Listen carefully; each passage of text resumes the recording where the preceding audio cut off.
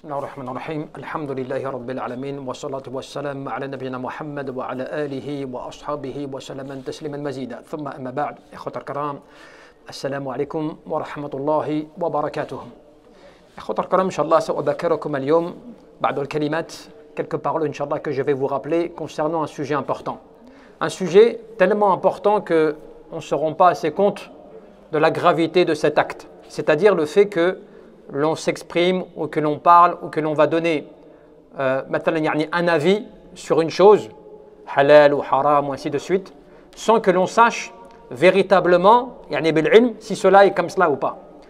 Cela vous l'avez dans un verset du Coran où Allah subhanahu wa ta'ala nous dit قل إنما حرم رب الفواحش ما ظهر منها وما بطن والإثم والبغي بغير الحق وأن تشركوا بالله ما لم ينزل به سلطانه وأن تقولوا على الله ما لا تعلمون. Vous savez dans ce verset où Allah Azza wa Jalla nous dit certes dit qu'il a été interdit, que mon Seigneur a rendu illicite les turpitudes, qu'elles soient apparentes ou bien cachées, le fait des péchés et de la transgression, ou de prendre le droit d'autrui sans que cela soit légitime, que tu associes une chose à Allah sur laquelle il n'a rien révélé. Et il termine, donc le verset termine par quoi? Qu'est-ce que vous avez remarqué?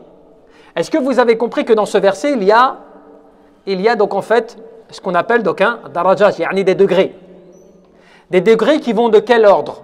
Est-ce que cela va du plus grave au moins grave ou du moins grave au plus grave? Du moins grave au plus grave. Voilà, du moins grave au plus grave.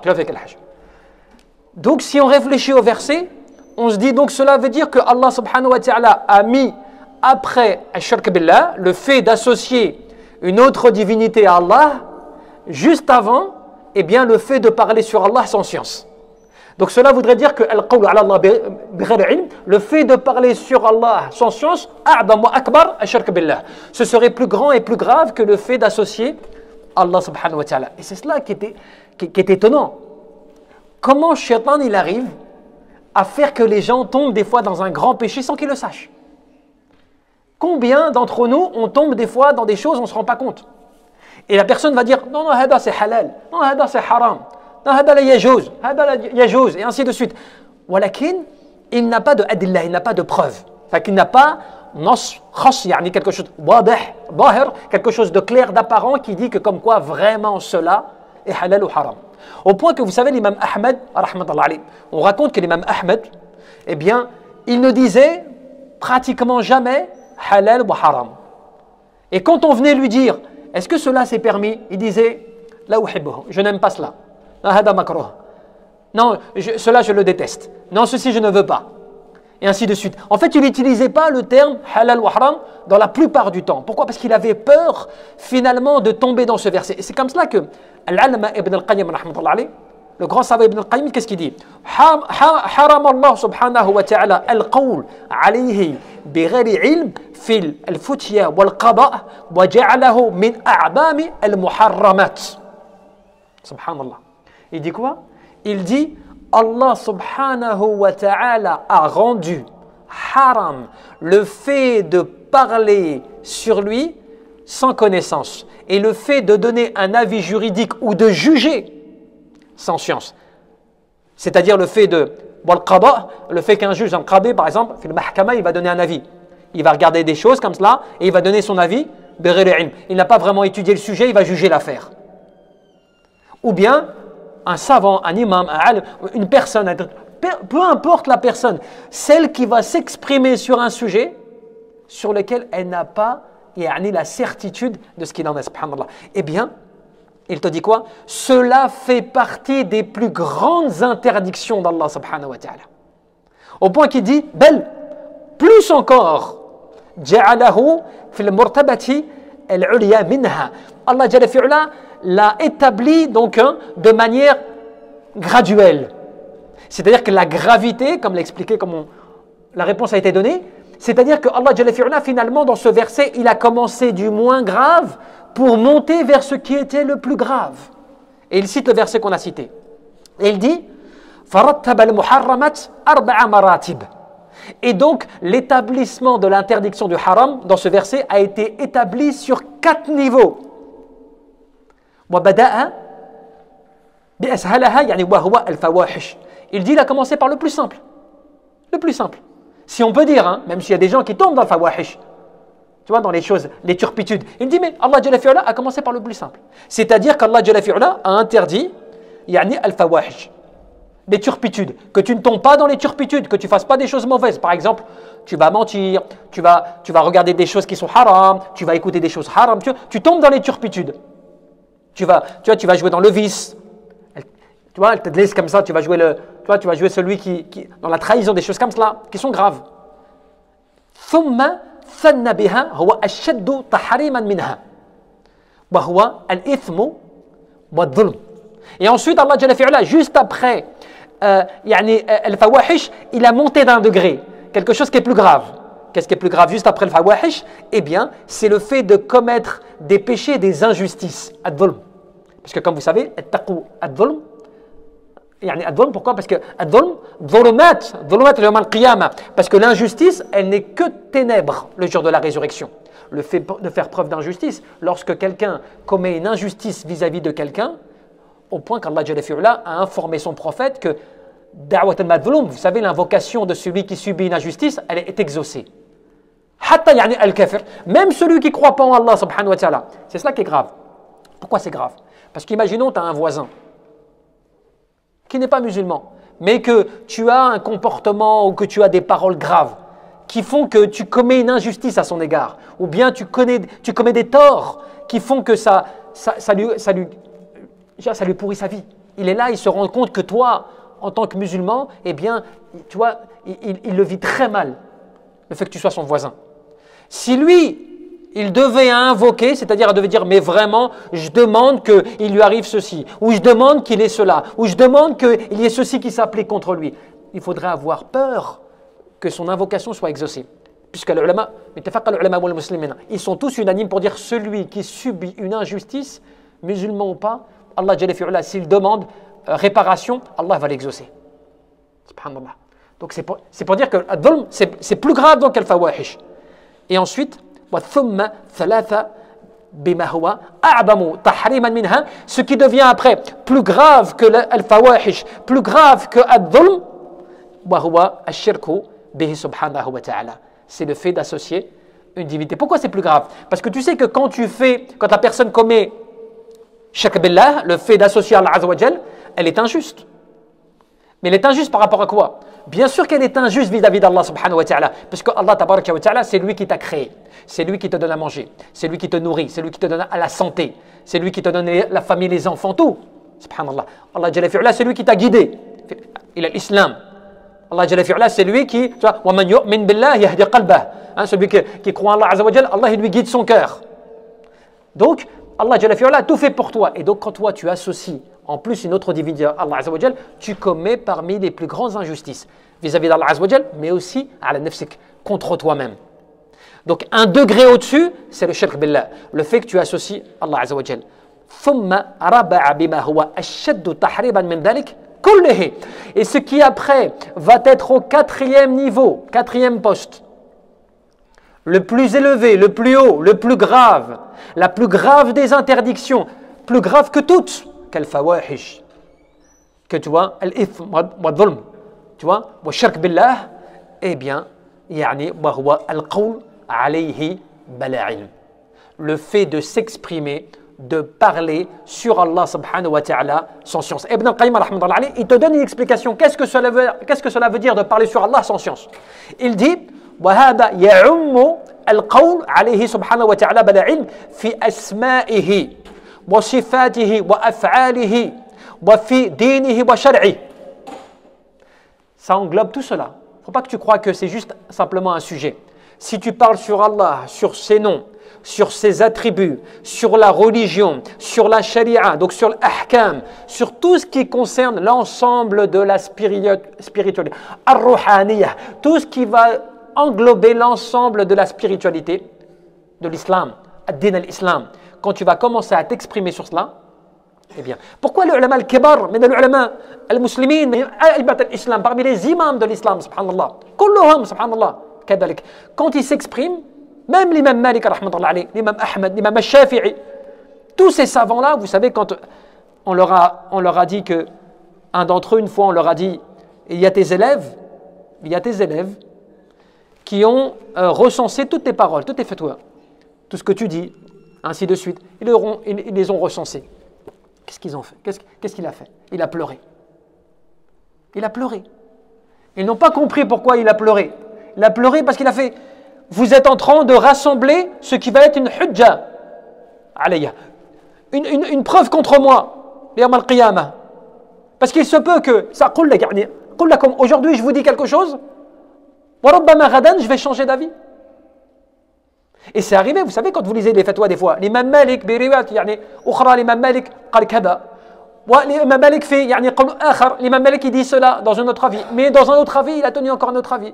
Tu l'as beaucoup cela. L'imam Ahmed, des fois on dit dans une riwaya, il a dit telle chose, et dans une autre riwaya, il a dit le contraire. Et donc comment tu fais pour savoir? Et c'est pour ça que certaines personnes vont s'exprimer sur un qawl, un hukm. Par exemple, l'imam Malik a dit cela. Il se peut que l'imam Malik, il a comment dirais-je, dit autre chose, plus tard, à la fin de sa vie. Il y a plein de choses comme cela. C'est pour ça que les ulama, la plupart, quand ils parlent, ils s'expriment. Quand tu lis la Muqaddimah d'Ibn Kathir, c'est un exemple. Tu lis la Muqaddimah d'Ibn Kathir, dans son tafsir. Il t'écrit une Muqaddimah, fil ahkam al-tafsir, wa usul al-tafsir, wa qaw'id, ainsi de suite. Il t'écrit pratiquement un livre qui est une Muqaddimah de son tafsir, pour t'expliquer les règles. Et après avoir expliqué tout ça, et qui t'a dawakh, à la fin, tu es arrivé. Tu ne sais même plus comment on comprend tout ce qu'il t'a expliqué, tellement c'est long. Et à la fin, il dit quoi? Wallahu a'lam. Wallahu a'lam wa ahkam. C'est Allah qui sait. C'est-à-dire que, bon gré, mal gré, le alam, c'est lui. Rappelez-vous Moussa, alayhi salam. Pourquoi il a été éprouvé par Al-Khadir dans Surat Al-Kahf? Quel est sabab, la cause de cela? C'est qu'on dit qu'il était Bani Israël, parmi le peuple d'Israël, et qu'un d'entre eux a dit: qui est le plus alim de vous tous? Qui est le plus savant? Et Moussa alayhi salam, c'est légitime, c'était Nabi Allah azza wa jal, Rasul, c'est un envoyé d'Allah subhanahu wa ta'ala, un prophète. Donc c'est normal qu'ils disent: je suis le plus savant. Mais parce qu'il n'a pas dit c'est Allah subhanahu wa ta'ala qui sait le plus, Allah jalla fi'ala l'a éprouvé. Il lui a dit: je vais te faire rencontrer quelqu'un qui sait plus que toi. Et c'est comme ça qu'il a rencontré Al-Khadir. Et il n'a pas patienté jusqu'à la fin. Parce qu'il y avait des choses dont il n'avait pas connaissance, des choses qui l'étonnaient, qu'il ne comprenait pas. Donc il n'a pas pu patienter, même s'il dit: je vais patienter. Mais il n'a pas pu patienter, parce qu'il avait une chose qu'il n'avait pas en connaissance. Al-Malaika, lorsqu'Allah a dit: Ja'alani yani fil ard khalifa, je vais mettre sur terre un viatique, un calife. Les anges eux-mêmes n'ont pas compris. Ya Allah, est-ce que tu vas mettre quelqu'un qui va ma yufsadu yani fiha wa yufsiku dima wa nahnu nusabbihu bihamdik wa nuqaddisu lak? Tu vas mettre quelqu'un qui va verser le sang, qui va pervertir l'artère. Donc, ils ne savaient pas, n'est-ce pas? Les anges, à ce moment-là, ne savaient pas. Et Allah Jalla fi'ala leur dit: je sais ce que vous ne savez pas. Et ainsi de suite. Vous connaissez l'histoire. Donc, c'est pour dire quoi? Que les anges, à un moment, quand il a tant enseigné à Adam, alayhi salam, tout cela, qu'est-ce que les anges ont reconnu après? Subhanak, la ilma lana illa ma 'allamtana innaka antal alimul hakim. C'est vrai. Ils reconnaissent. On ne sait, gloire à toi, on ne sait que ce que tu nous as enseigné. Et il n'y a de science que dans ce que tu nous as appris, de ce que tu nous as enseigné. Subhanallah. Donc c'est pour dire comme quoi, tu vois, c'est important de faire attention à ce sujet. Et on te dit, donc il te dit d'exprimer dans toute la religion, quelle qu'elle soit. وقال تعالى ولا تقولوا لما تصف ألسنتكم الكذب هذا حلال وهذا حرام لتفتروا على الله الكذب إن الذي يفترون على الله الكذب لا يفلحون متاع قليل ولهم عذاب أليم. Et après il te cite un autre verset. Lorsqu'Allah Jalla fi'ala te dit dans ce verset, le verset il est clair: ne prononcez pas avec vos langues, c'est un ordre d'Allah subhanahu wa ta'ala min kitabihi al-azim. Ne prononcez pas avec vos langues en mentant, en disant des mensonges, en prétendant des choses qui sont des mensonges, que ceci est licite et que ceci est illicite. Tu vois? Parce que cela est un grave péché que de parler sur Allah, que de prononcer, de proférer des mensonges sur Allah, qui sont des mensonges. Celui qui profère des mensonges sur Allah ne réussira jamais. Tu vois, une jouissance temporaire qu'ils auront. Mata'un qalilun. Wa lahum 'adabun alim. Et voilà ce qui les attend à la fin pour ceux qui sont dans cela. Et c'est comme cela qu'on te dit فتقدم يعني إليهم سبحانه وتعالى بالوعيد على الكذب عليه في أحكامه. بقوله كذلك لما لم يحرمه هذا حرام ولما لا يحله هذا حلال وهذا بيان منه سبحانه وتعالى أنه لا يجوز للعبد أن يقول هذا حلال وهذا حرام إلا بما علم أن الله سبحانه وتعالى أحله وحرمه. Voilà la règle fondamentale de base. Toute personne entrera dans ce verset tant qu'il s'exprimera sur Allah, sur la religion, sur ses noms, sur ses attributs, sur des règles, sur quoi que ce soit, et qu'il n'a pas de preuve, qu'il ne sait pas et qu'il ment. C'est comme un considéré. Si quelqu'un dit une chose qui n'est pas vraie, qu'il ne sait pas, si tu lui dis tu es en train de mentir sur Allah Azza wa Jal, lui il ne va pas te croire. Il va dire non, je ne mens pas. Moi je dis la vérité. Je dis ce que je sais moi. Alors que peut-être qu'il n'a pas vérifié ça, subhanallah. Tu vois? Eh bien c'est comme mentir sur Allah Azza wa Jal. Wal'iyadu billah. Donc c'est un grave péché, c'est pour ça que c'est haram. Et c'est pour ça que Allah Jalla fi'ala a mis cela au dernier niveau, t'imagines, au plus haut niveau de la gravité du péché.